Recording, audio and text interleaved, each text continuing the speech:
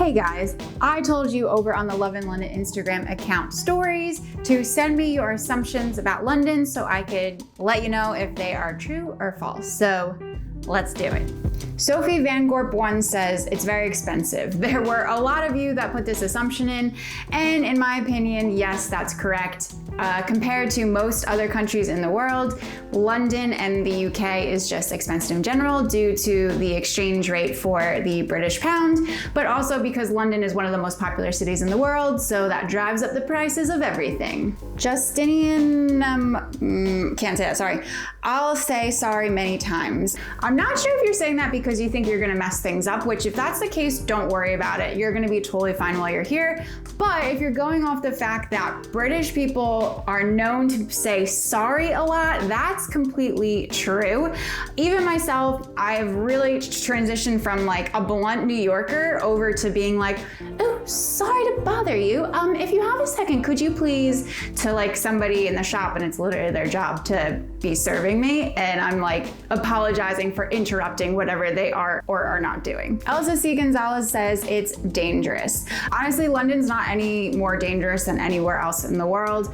Take it from me, I'm all over the city all the time, usually on my own. I've never had any problems, and there's millions of people that live in this city that never encounter any problems while you're here. Unfortunately, the media likes to blow up things more than they actually are, and they kind of just want to scare people. So I can promise you that you will feel very safe here. But like anywhere else in the world, including your own hometown, you have to be vigilant and keep your wits about you, and just keep an eye on your stuff too, because you never know. Nemo Time says gloomy weather 24/7, and I had a few other people who said something along the same lines. So I personally think that we get a lot more cloudy days here than other places that I've lived. So I'm from New York, I've lived in Virginia, I lived in Italy, and we have the most overcast days here, in my opinion. But the whole rain thing, apparently it doesn't rain any more here than like most other parts of the world, thanks to some like really rude and annoying comments on some of my videos where I mention about how it rains more here. Andrea Bahan said any type of commuting takes a really long time. So unless you're just going around central London where you can walk a lot of places or just take a tube, maybe 1 or 2 stops, or hop on a bus really quickly, then yeah, I would actually agree with that. People do not realize how expansive of a city London is. And if you can't afford to live in the center of London, which the majority of people can't, don't worry, that's totally fine, then it just takes you a lot longer to get so many places around London, especially if you're trying to go somewhere that doesn't have a direct tube line that comes from you. So I'd agree with that one. Also, that's why I have my 3-day itinerary. So instead of you trying to figure out what places are close to each other and trying to make an itinerary yourself and spending a lot of time doing that, you can just grab my itinerary. I've done all of that for you already. And you can find out more about that itinerary by clicking the card that's popping up there. William77 says nightclubs and pubs close very early. So yes and no. I think a lot of people get confused with pubs and bars. Pubs are not the same as bars. So pubs can be a little bit more restaurant-y during the day. They're usually pretty family friendly. They're quite chilled unless there's like sports on, then it can get a little bit crazy. But pubs tend to close around 11 o'clock, and I think a little bit later on the weekends.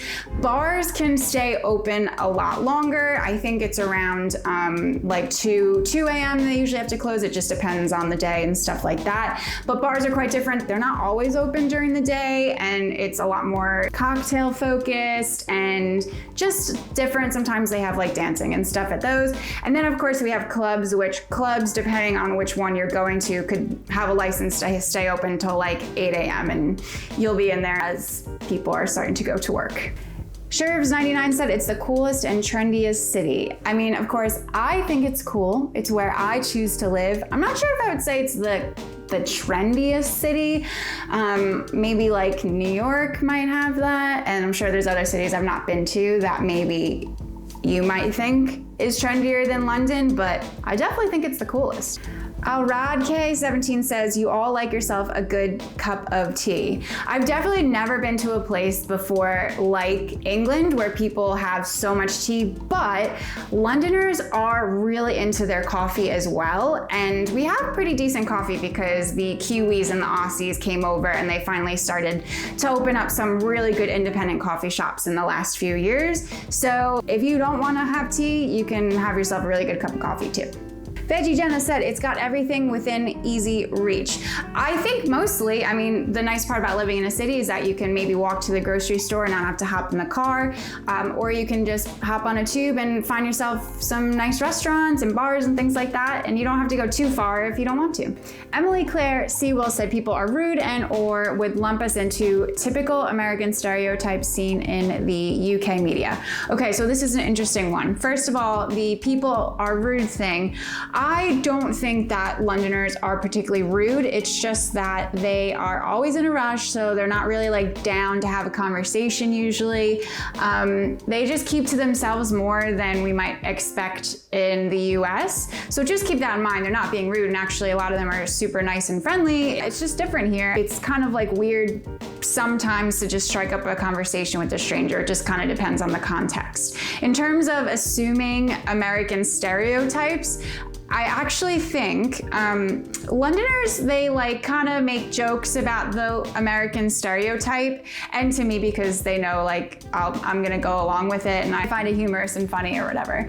But they're really, generally speaking, usually great at letting an American that they meet, not judging them too quickly as they meet them, and seeing what they're like, and also asking questions about, what do you think about that? What are your thoughts on that? And they never jump to conclusions in my experience. Mostly. So I think Londoners are pretty open to you challenging the stereotype of Americans. Also, I feel like Americans have a stereotype for British people, and you'll see when you get here, it's not like that. George Michelin says, good restaurants. Yes, there are very good restaurants here in London of all different types of cuisines. I actually think my least favorite of the cuisines is British food, but I've had like a bajillion other types of great food, like Sri Lankan, a million different types of Asian. There's even like really good American food here. You can find anything here and you can find a really good spot for it. Maggie Davis said, it's hard to meet native Londoners. Yes, and that's especially true for tourists because, and I'm speaking about native Londoners as just people who've lived here maybe for a couple of years or whatever. I think it's especially hard for tourists to meet Londoners because tourists typically don't ever leave the center touristy areas. Londoners really don't ever go there, or if they do, it's just because they're in passing or they work nearby or something like that. So you're not really gonna meet Londoners if you don't branch out from those types of areas. I also think it's just hard, even if you do live here and you are a Londoner, to meet other Londoners. It's just really the nature of how the city is, because people are just a little bit more reserved. Also because the city is really big and expansive, so you might make a friend who lives across the city, so then it's really hard to meet up and like kindle and build up a relationship. So I'd agree with that one. Mercar Girl says, I assume all Londoners are funny, annoyed easily, and say bloody a lot. Funny just depends on the person. Some are, some aren't. Annoyed, I think maybe sometimes, especially I think just people who live in cities always seem like they're annoyed, especially when they're on public transportation. But if you deal with public transportation in London at morning rush hour, you would also be annoyed because it really, really sucks, to be honest. And then for saying bloody a lot, I think the English people who are Londoners, they say that, but for anyone, don't forget that London is full of foreigners. The foreigners don't usually really adopt that. I think if I ever said that, I'd sound like an idiot. Meholes007 says, the main part of the city never sleeps. Even at 4 a.m. you find cool people chilling with groups. Pretty much, I would say it's just whenever the bars close up and then people usually try to head home. A DT17 said you can earn a lot there. So this is totally relative. If you're coming from a country where the cost of living is a lot lower and you typically make a lot less money than you would here, then yes, of course. But for people who come from places like maybe Denmark, you might find yourself earning a lot less than you would back at home. So it just depends where you're from. Adventures by Ori said, as a foreigner, you won't feel completely at home. Well, if you're visiting London, you're not at home. So yeah, of course, but London is really open to foreigners and really embraces them.